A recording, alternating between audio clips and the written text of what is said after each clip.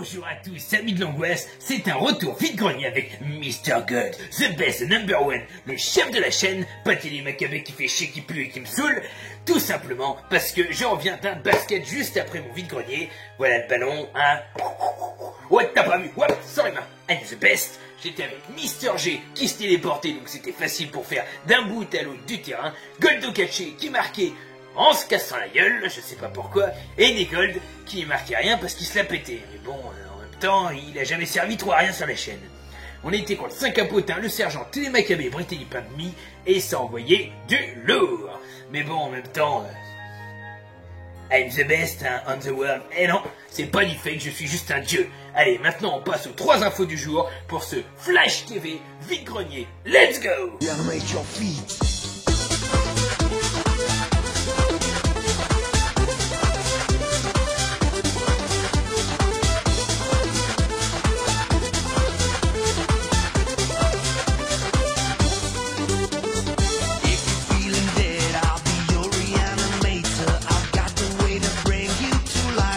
Première nouvelle, les résultats de qui a gagné le film Dolls.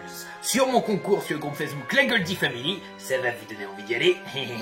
Vous avez les boules de pas pouvoir y participer, car tous les membres de Facebook n'ont pas vu le concours que j'ai fait sur ma chaîne YouTube, sur les associés du diable, et c'est pour ça que j'en ai fait un autre. Et le gagnant est... Là, attendez, je suis con, j'ai pas fait le tirage au sort. Alors attendez, on va savoir ça. Il y a les petits papiers là-dedans.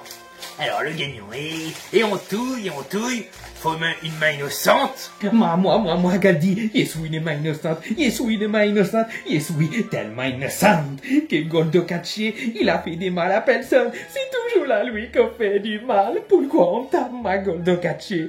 Je suis pourtant si mignon. Kawaii. Non, pas une main innocente.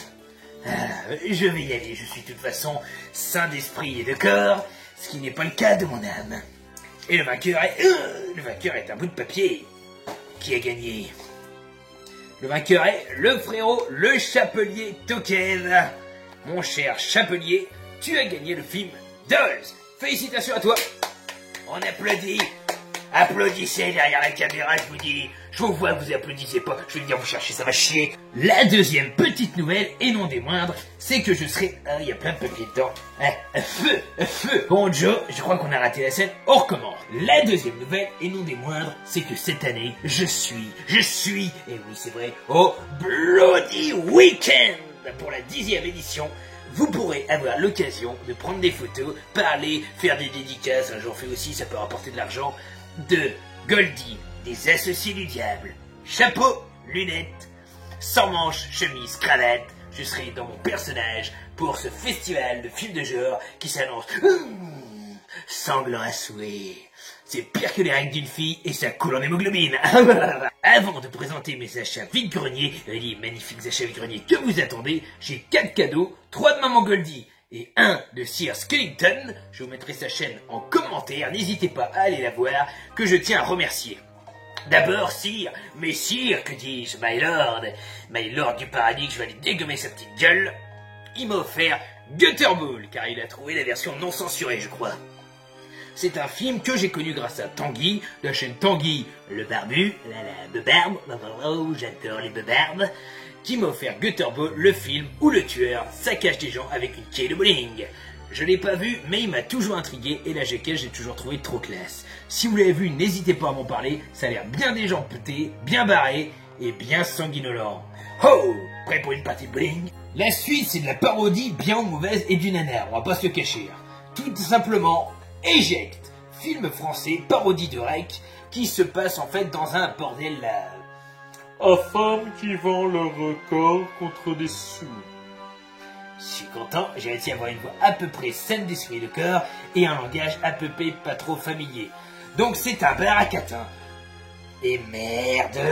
Une parodie que je trouve pas si bien faite, même si elle est faite par des Français et j'admire l'effort, où ça va être plutôt mal cadré, je trouve. Les acteurs n'ont pas forcément un très bon jeu, beaucoup d'humour, et c'est là qu'est le point fort et le point fort en même temps, est très lourd. Je ne vous le conseille pas, ce n'est pas une excellente parodie. En revanche, deuxième cadeau, et qui là est plus sympa, Jurassic Trash. Parodie de Jurassic Park, qui en est une sans en être une. Je l'ai vu que la moitié, mais l'humour est bien plus percutant. Franchement, je trouve les blagues bien meilleures, l'histoire bien mieux faite. Celui-là, je vous le conseille, ça peut divertir. Jurassic Trash est assez sympa. Et mon prochain film, qui est un cadeau de moi à moi, pour moi, c'est un film sous-titré français que je voulais voir, L'attaque des donuts tueurs. Regardez-moi cette jaquette, regardez-moi ces beignets, regardez-moi ces effets spéciaux bien pourris au Festival de la Podium 2017. Et ben ça a l'air bien nul, mais moi j'adore, je vous croquerai volontiers. Passons au gros morceau qui vous intéresse tous, à savoir le vide-grenier. J'ai trouvé un film qui était récemment à Nose et que j'ai pu choper en vide-grenier à 1€, donc il a pas dû plaire. C'est Bienvenue à Cadavre-les-Bains, donc que je n'ai toujours pas vu. Une petite comédie à ce que j'ai cru lire sur des tueurs. Je crois que c'est ça. Alors attends un peu que je vois. Brenner, détective privé désabusé, est chargé de retrouver un certain Horvath. Son enquête va le mener dans un restaurant perdu en pleine campagne, mais l'établissement est loin d'être aussi tranquille qu'il y paraît et réservera à Brenner bien des surprises. Ma foi, ça peut être fun, on verra bien ce que ça donne. Donnons-lui une chance. Ehrenstein vous présente le livre Maléfique, et je peux vous dire, c'est magique, c'est un petit film qu'on aimerait voir jeune, il y a un peu de sang, mais ça va, pas trop, il y a des scènes assez cool, et le monstre fait un peu penser au monstre des années 80-90, entre très mal fait et waouh, pour l'époque c'est pas mal. Donc franchement, à regarder en famille, ça peut être plus que divertissant. Tiré des écrits de H.P. Lovecraft, Le Territoire des Ombres, Le Secret des Valdemar. Une famille assez sympa. On a tué quelques personnes ensemble, je m'en souviens, on était deux bambins qui se promenaient, un vieux qui donnait à manger aux canards, bouffé par ces canards d'ailleurs au final. Ah, faut pas dire, ces petites bêtes, vous leur filez un quignon de pain et vous bouffent la baguette après. Film très sympathique et dérangeant, comme tous les films d'H.P. Lovecraft, qui nous amène en 1874 avec Monsieur Valdemar, qui pour se faire de l'argent, va faire semblant d'invoquer les esprits, vous savez, hein. Oh mon Dieu, la table se soulève parce qu'il y a un mécanisme et compagnie. Toute l'histoire va se dérouler autour, jusqu'à ce qu'il apprenne qu'il a vraiment, dans le cas présent, invoqué un esprit maléfique. Le film est cool, franchement, il a une deuxième partie, j'ai hâte de la trouver, mais celle-ci reste sympathique. Le Peuple des Ténèbres, qui est un film mensonger, parce que je ne figure pas dans le film, et Dieu sait que je n'appartiens pas au Peuple des Lumières. Bon, ça veut quand même pas dire que j'en suis pas une. Je suis loin d'être con, je suis même très intelligent. En même temps, vu avec les gogos que je me travaille, c'est pas bien compliqué. Et attends, Goldie, ça veut dire que tu me comprends dans ton équipe de go, let's go. En avant les amis, c'est parti pour trouver, je sais qu'on va pouvoir gagner. Où allons-nous? Chez Goldie. Où allons-nous? Chez Goldie. Pardon, j'étais avec ma petite nièce et je peux te dire que Dora l'impératrice elle m'a laissé des séquelles jusque dans le 3e synapse de Pluton. Enfin bref, tu me comprends dans tes gogos. Oui, tout a compris, Mr. G, même si tu m'as fait gagner pas mal de points en basket. Merci, bro. Du coup, le film nous raconte l'histoire de Julia et Billy. Surtout Julia d'ailleurs, parce que Billy, sans spoiler, il va pas faire long feu. Julia est tentée par des démons qui n'attaquent que la nuit, et c'est là que va se dérouler toute l'intrigue. Les créatures sont bien faites, l'ambiance est bien malsaine et bien pesante, et le Peuple des Ténèbres, de par ce fait, reste un film agréable à voir avec un final assez surprenant.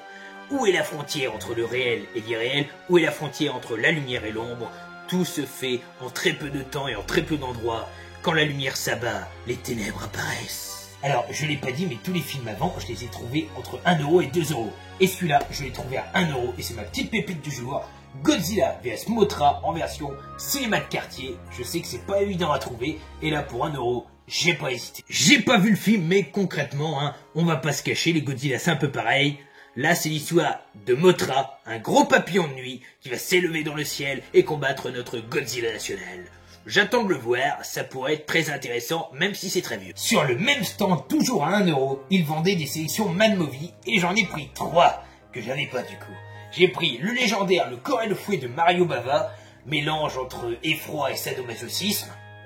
Vous savez, ceux qui se donnent des coups de fouet, des griffures, et ceux qui ont compris le système de l'enfer, en gros. Souffrir pour prendre du plaisir. J'ai pris également le sadique baron Van Klaus. L'histoire de deux campeuses assassinées et qu'on dit être tuées par le descendant du baron Van Klaus, assassin lui-même 50 ans plus tôt. L'histoire m'a assez intrigué, c'est en noir et blanc, ça peut avoir un côté charmant, et c'est un film section Mad Movies. Et le dernier que j'ai pris, réalisé par Clive Barker, le réalisateur d'Hellraiser, et ouais, rien que ça, c'est Transmutation, toujours en sélection Mad Movies. Une histoire qui m'intriguait beaucoup sur un docteur qui a fait des expériences pour créer des gens et en faire des mutants, qui se cachent tous dans les égouts. Car on le sait bien, Futurama nous l'a montré, les mutants, ça va dans les égouts. Do anything we can for you. Play Whip It! No. Play the other one. Et ça nous crée du dégoût. On n'aime pas la différence, on est humain, on est comme ça. Sauf que dans ces mutants, il y a une jeune femme qui va rester normale, puisqu'elle va tenir bon face aux produits que lui injecte le docteur. Et ça va attirer la convoitise. Jusqu'où iront ceux qui veulent cette femme pour braver les terribles mutants? Vous le saurez dans Transmutation. Sur un autre stand qui vendait des films à 1 €, j'ai pu choper Alien vs Predator Requiem, sur lequel je ne m'attarderai pas, qui est censé être très mauvais pour beaucoup, mais je voulais pour compléter ma saga et Alien et Predator. Et j'ai également trouvé Patrick, non pas l'original, mais le remake de l'œuvre de George Romero. Donc les deux, ils sont assez cultes, j'en parlerai pas plus, mais j'espère qu'ils vont être sympas.